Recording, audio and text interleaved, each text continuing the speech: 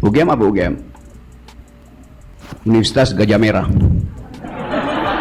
Kita nggak ingin universitas jadi Universitas Gajah Merah. Tapi apakah Presiden Jokowi melanggar konstitusi dengan mengajukan anak kecil jadi wakil presiden? Tidak, dia tidak melanggar undang-undang dasar.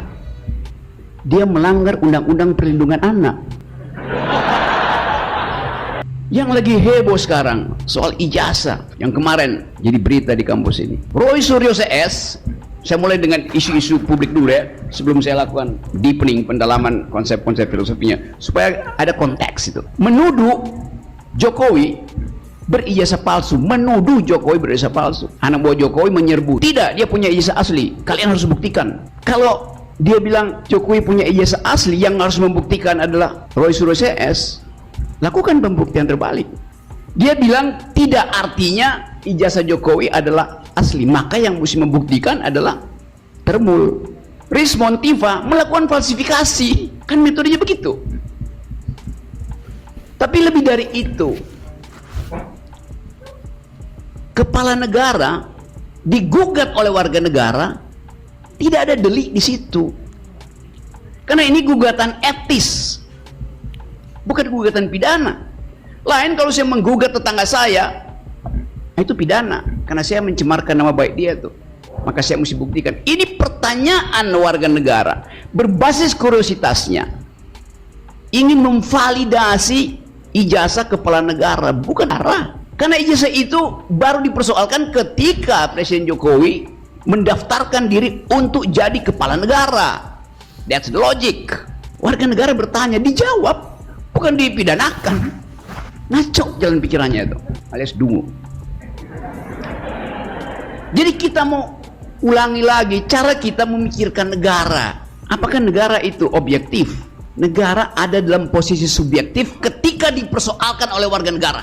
Tapi negara objektif kalau kita pakai filsafat Hegel.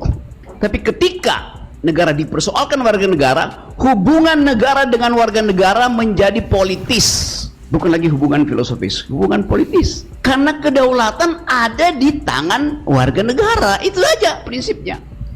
Karena saya berdaulat, saya bisa persoalkan apa aja tentang negara dan kepala negara. Tapi beliau adalah bapak negara, didalilkan terus. Bapak itu saya tidak pilih, kepala negara saya pilih. Anda tidak memilih bapakmu.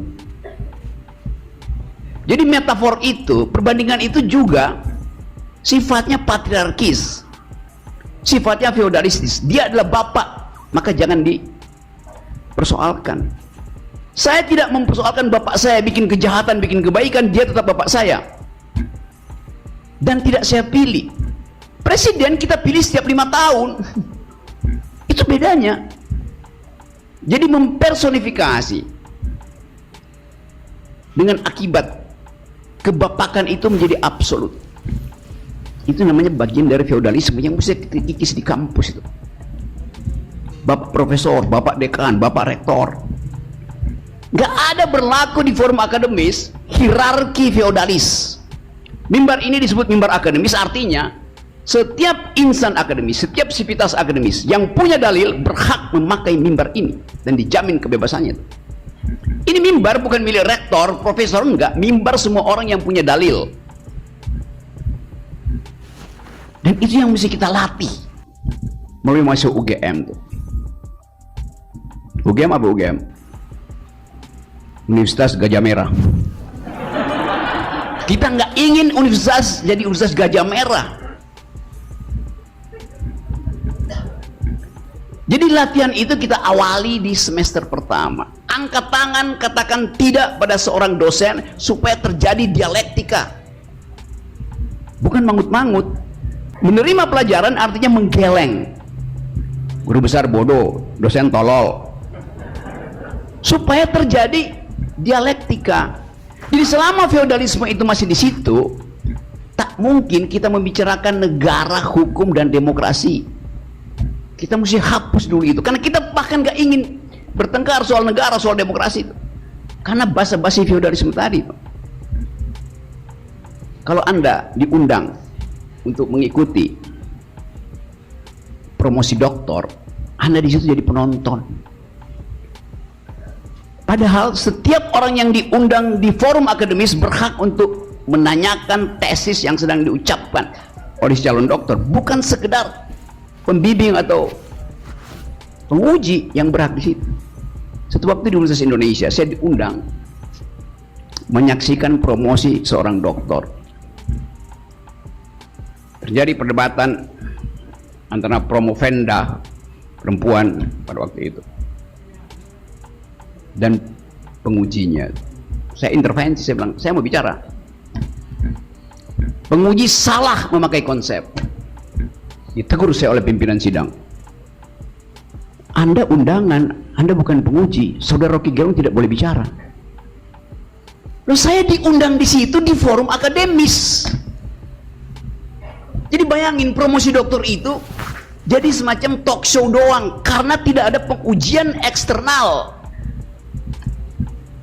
Logikanya setiap orang yang diundang di promosi doktor, dia berhak untuk mempersoalkan tesis disertasi itu. Etikanya begitu. Masa Anda diundang di situ hanya untuk melihat seseorang dikasih toga?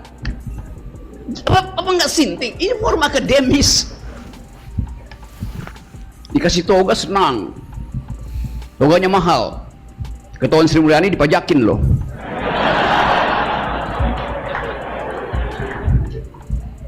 Kan itu poin kita tuh. Jadi kita bicara tentang etos, etika universitas. Dan kegagalan membangun energi etis itu yang menyebabkan demokrasi kita itu jatuh. Indeksnya sekarang turun lagi tuh. Tapi orang akan bilang, selama Presiden Jokowi demokrasi dipelihara. Bahkan Jokowi dianggap bapak demokrasi. Kalau kita usut sebetulnya, Presiden Jokowi datang ketika Indonesia sudah demokrasi. Demokrasi kita ada sejak 98. Siapa yang bikin itu? Bukan Jokowi, bukan SBY, bukan Megawati, mahasiswa yang bikin itu. Jadi Pak Jokowi tiba ketika Indonesia sudah demokrasi, ketika negara ini sudah demokrasi. Ini tidak mungkin dia yang membangun demokrasi, bahkan dia merusak demokrasi melalui problem di Mahkamah Konstitusi dengan mengajukan anak kecil menjadi wakil presiden. Saya akan dalilkan itu. Tapi apakah Presiden Jokowi melanggar konstitusi dengan mengajukan anak kecil jadi wakil presiden? Tidak. Dia tidak melanggar undang-undang dasar. Dia melanggar undang-undang perlindungan anak.